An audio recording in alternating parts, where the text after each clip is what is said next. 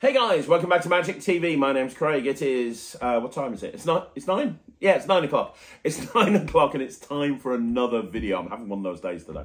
It's 9 o'clock and it's time for another video. And I'm filming this near the middle of November, which means it is coming up to the silly season for professional magicians. It's coming up for the silly season for professional magicians. What do I mean as the silly season?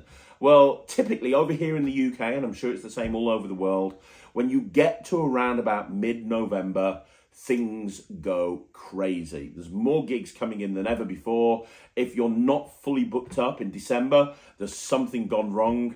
I have joked with my wife many times that if I could snap my fingers and fall to sleep on the 1st of December and wake up on the 31st of December, I would be a very happy man because it is a killer. You know, I've spoken to a lot of magicians over the years and they're like, hey, we purposefully take less gigs these days. We don't take as many gigs as we used to because you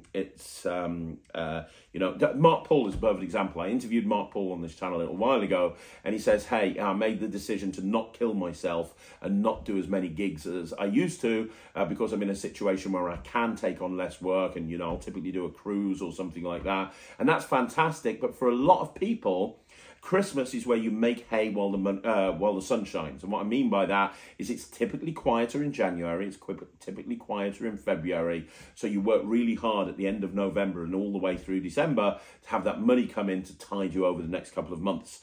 So what this video is all about is how to survive the Christmas period.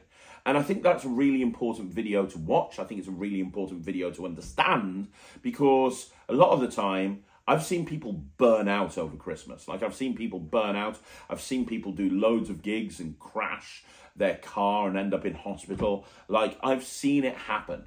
So, you know, Christmas, and the thing is, if you're a good magician, if you're good at what you do, you're going to put 100% into every single performance.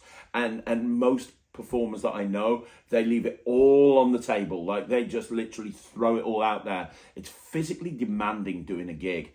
And especially like I do a lot of different types of gigs. Like I looked at one day in December this year where I've got 4 gigs. I've got a kids gig in the morning. Then I've got a close-up job in the afternoon. Then I've got another close-up job early evening, and then I've got an illusion show late evening. I've got like 4 gigs, and they're all completely different types of gigs, and there's a massive world of a difference between close-up and between kid shows and so on and so forth. So this is kind of like the gigging magician's survival guide for Christmas. It's basically what you need to do. I'm going to go through a few different points, what you need to do to make sure that you don't kill yourself over Christmas. So, if you're a gigging magician and you're wondering what you should do, then hopefully this video might find some use. But without further ado, let's get into it. So, number 1, make sure that you stay hydrated. Make sure you've got lots of water and make sure that you're staying hydrated. And that's really important because honestly, if you're not careful, and especially if you've got multiple gigs in one day and you're racing from one gig to another gig to another gig, it can very easily get you into a situation where you're forgetting to drink and you're dehydrated and you don't even know it, and that's going to cause headaches and that's going to cause you to feel ill. So the first and probably one of the most important points I'm going to make is stay hydrated. Make sure you drink lots of water. The second point is make sure that you're not eating total shit. Now, it is very, very easy to fall into that trap because if it's such a busy Christmas, I know a lot of people that work Christmas gigs, it might be that they're getting back at like 1 or 2 o'clock in the morning every morning, and then they're maybe leaving at 10 o'clock the next day, and they've got multiple gigs the next day and the next day and the next day. So they're getting back late and they're leaving fairly early in the morning most days. And it can be a nightmare, right? So make sure that you don't eat shit. The easiest thing to do is to just like drive through a McDonald's every single day and you've lived on McDonald's all month, or, you know, packet sandwiches from a service station. I'm not saying that you do a packed lunch every single day. A lot of the time you haven't got time to do that, but try to find time to eat try to find time to eat stuff that's not crap. And the other part to this is actually try and find time to eat. I've spoken to some magicians that just don't eat all day. They're just like, I haven't got time to eat. I'll eat when I'm dead. So make sure that you've got time to eat. Now, one way to do that is to put into the contract with the client that they have to supply a meal. It won't be a big deal for the majority of clients. If you're doing a corporate Christmas party and there's 100 people, it would be so easy for that venue to just turn around and go, well, okay, we're going to plate a meal up for the magician who's going to have it after they've finished, or whatever the case may be. That will normally be the case with the band. It will normally be the case with the DJ. It's standard common practice. A lot of magicians don't do that because they don't think of asking about that, but it's a really important thing to do, because that way you're going to get a proper food and you're not going to have to stop off at McDonald's. It's also going to save you money, and it's going to make sure that you're eating at regular points. So make sure that you get food, and make sure it's not crap, and make sure you try and eat on a regular basis. Okay, this is going to be a difficult one to say, but try not, and it's not always possible. I know it's not always possible, and I don't always stick to this myself. And I don't expect many people to stick to this, but try not to book too many gigs in for yourself. I remember a couple of years ago, doing like a week run at Christmas, and it was just absolutely insane. I remember doing a breakfast with Santa thing at 9 o'clock in the morning. I had to leave at 6 to get to this breakfast in Santa. And I had them running 4 days in a row. So I was leaving at 6 o'clock every morning. But each day I was doing a gig in the evening that was finishing at midnight, and I was getting back at like 1 or 2 o'clock in the morning. One of them was an illusion show that I got back at 4:30 in the morning from. And then I was out doing this breakfast with Santa the next day. Look at your schedule. Could you fit one extra gig in on that day? Technically, yes. But ask yourself a question, do you want to fit that one extra gig in? Now, you might want to, and that's absolutely fine. And I have in the past done that. But my advice to you, and this is really important, is look at your calendar as a whole. Look at all of the gigs that you're doing and ask yourself, do you really need to squeeze that one extra gig in? Is that something that you need to do? That's a question that only you can answer. Okay, so the next point that I would make is don't be afraid to organize a hotel with the client. You know, I've done gigs in the past where I've finished in London at like 11 o'clock at night, and I live in the Midlands, and then the next day I've got a gig at 12 o'clock and it's in Oxford. And it's like, well, hang on a minute. Why am I going back home, getting back at like 2 o'clock in the morning, just to leave early the next morning to go back in the same direction? Look at the gigs that you've got in, and as part of the negotiation with the client, ask them to organise hotel accommodation or charge extra to cover hotel accommodation if they're not prepared to do that. That's kind of a really important thing, because you kind of need that, right? You really do need that. A lot of the time, if you're doing gig after gig after gig, day after day after day, you're going to be in a situation where if you're not careful, you're just killing yourself, right? So if you can find a place where you can go, well, okay, I'm finishing this gig at 11, but I'm not having to do a 3-hour drive home because I'm staying in this hotel, I can crash, and then I'm up, refreshed the next day, shower, and off to the next gig. So see if you can organise accommodation, and see when you're booking in the gigs if you can have some sort of pattern so you're not up and down like a yo-yo. Okay, so the next point, and this is a really important point, I cannot stress this enough. Make sure that you look after your voice, okay? Make sure you look after your voice. The amount of magicians that I have met that kind of halfway through the Christmas period, they're turning around to me and they're going, I don't know how you're going to... And they've kind of almost completely lost their voice. And it can happen because here's the thing. At Christmas parties, you're going to have crazy stuff like the DJs are going to have the music on really loud. They're going to have those balloons flying around. Everyone's going to be making more noise than normal. It's a Christmas party. And so if you're doing a close-up gig, for example, and it's a banquet-style situation, you're going to have to talk louder. It's going to be like, good evening, hey, ladies and gentlemen, let me grab your attention over there. How you doing? Hey, how's it going? But it's the same when you're working on stage. I mean, I know you've got a mic on stage, but you still need to project. And when you're on stage it's a Christmas party, a lot of the time you're having to grab the attention of the people first of all, which can be a very difficult thing to do. So the point I'm trying to make here is make sure you look after your voice. So there's a couple of different ways you can do that. First of all, rest it when you're not using it. So don't make tons of phone calls. rest your voice in between gigs, especially if you've got a long run of gigs, one after another. Second of all, it's still time now. Take some lessons and learn how to vocally project. This is something that all stage magicians learn how to do at one point or another, because vocal projection is so important, and learning how to speak and where you're speaking from, and projecting without shouting, because the thing that buggers your voice up is the shouting.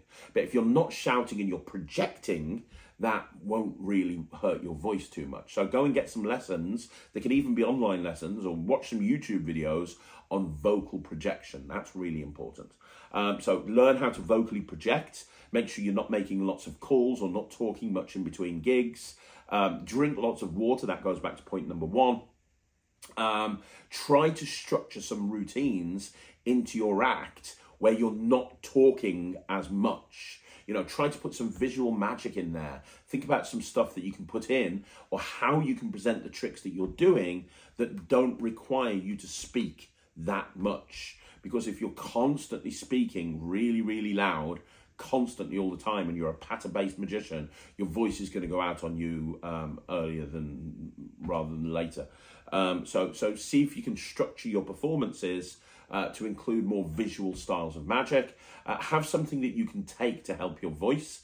Now, I'm not going to suggest something, because every time I do on this channel, I have one person say that's amazing and 3 people say I wouldn't recommend that at all. It's all, it's all open to interpretation. I know a lot of people use Vocal Zone. Vocal Zone is, in my opinion, really good, but I know that there's going to be somebody now who says down below, I hate Vocal Zone, don't use it. So whatever, look into it yourself, but find something that you can have with you that will aid your voice if you are having problems with your voice. But the most important thing is make sure that you're looking after your voice, because if your voice goes, you're going to be in big trouble.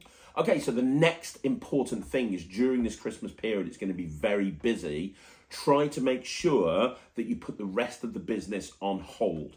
And what I mean by that is, it's going to absolutely kill you if you're doing gigs every single night, and maybe throughout the day as well, and in the spare few minutes that you have, you're trying to run your business, you're answering emails, you're making sales calls, you're dealing with your accountant, whatever it is. Try to minimize the amount of business related stuff that you need to do over the Christmas period, and there's a few different ways of doing that. The first way of doing that is to make sure everything's up to date. Like, if you need details to give to your accountant, make sure it's done before December.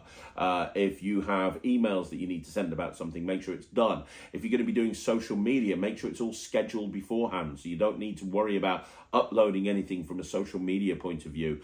If you are getting lots of phone calls, take on a virtual PA. Virtual PAs are great, and they only charge you for the time that they spend working on your thing.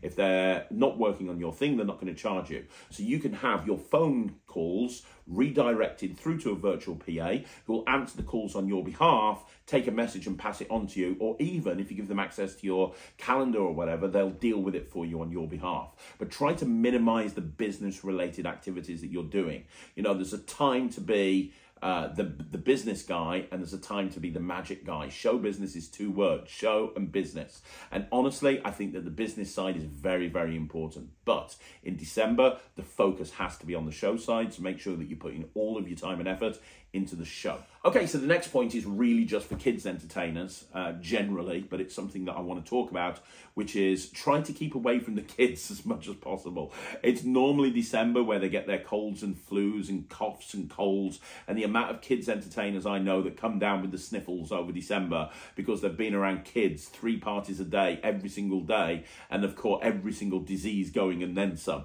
Try to structure your parties so there's less physical contact with the kids. You might have a kid come up on stage and help you. Work out a way of doing that without having them right next to you. Try to put a line down. I use this amazing tape where the kids know that they're not going to cross, and therefore that they're sitting a little bit further away from me. I'm telling you right now, the amount of kids entertainers that come down with a cold or a flu is just insane. Just try to stay away from the kids wherever possible. Okay, so the next point is getting regular sleep. Again, here's the thing. I see a lot of magicians and they'll post on Christmas Day, I'm dead, last Christmas party of the year, I'm dead. I'm feeling ill. I'm dying. Oh my God, I can't do this anymore. And I've had that. A couple of years ago, I just spent Christmas Day in bed. I was dead. I was so ill. And that can happen over Christmas. And a lot of the reason it happens is because you run down, man. You're running on adrenaline. You're not getting much sleep. You're running on adrenaline. You're going to that next gig. You're going to that next gig. And when the Christmas gigs end and you can finally relax, the adrenaline kicks out and everything just comes down on you. You run down, you get ill, and you spend the rest of Christmas ill, and then you get up and you go and do New Year's Eve.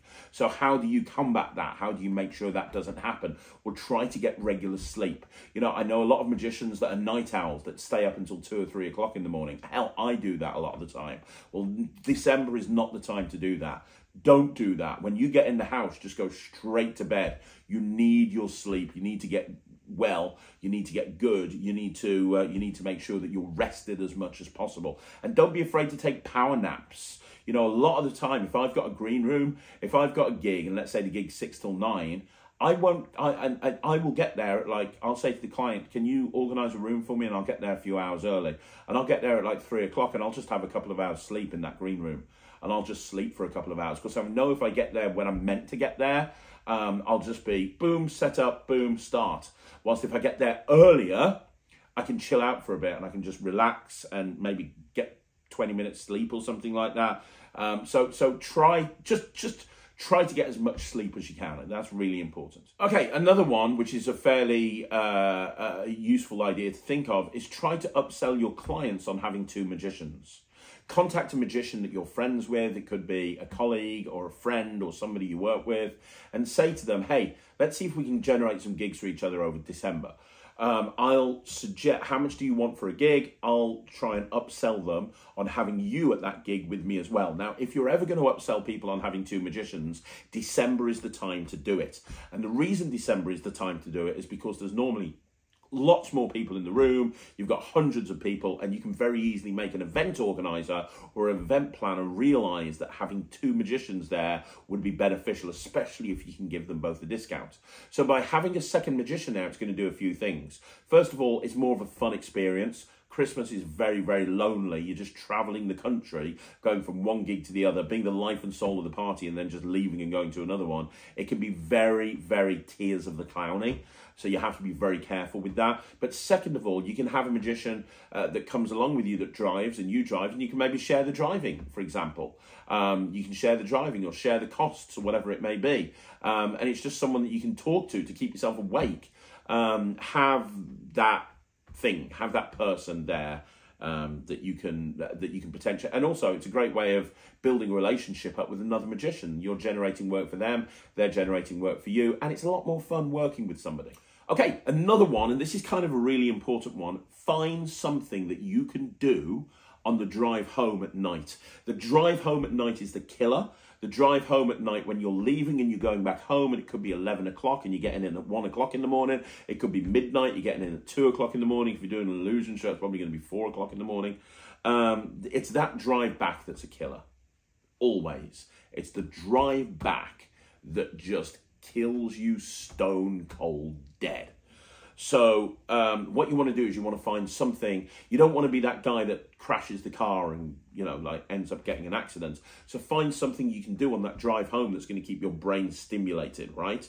And the first thing that you can do, for example, is listen to a podcast. That's a really cool thing to do. I know my friend Nemid Phoenix, he listens to a lot of podcasts. The other thing is find somebody who will be up at that time and have a conversation with them. Ring them up and have on speakerphone and have a conversation with them. It could be, you know, another magician is working and they're finishing at that same time. Ring them up and have a chat about the gig and talk about the gig. It could be, you know, at that time of night, it could be you've got a friend in America, for example. So when it's midnight for you, it's like, I don't know, 6 o'clock in the afternoon in the States, and you speak to that person and you have a chat with that person. Do whatever you can to keep your mind stimulated on the drive home so that you're not crashing and dying.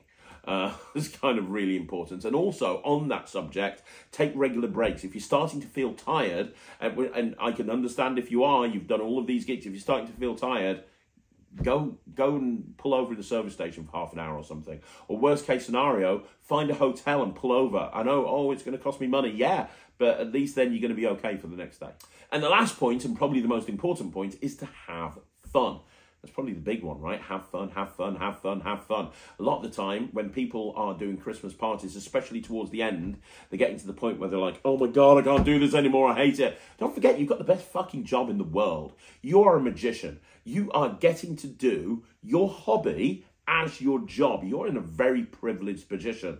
You're not having to sit in an office every day, day in, day out, staring at the walls, wondering what the hell is going on. You're getting a chance to go out somewhere in the world that a lot of people will probably never be to, and you're probably getting paid more than they will in a week in 1 hour to go out and do magic for people.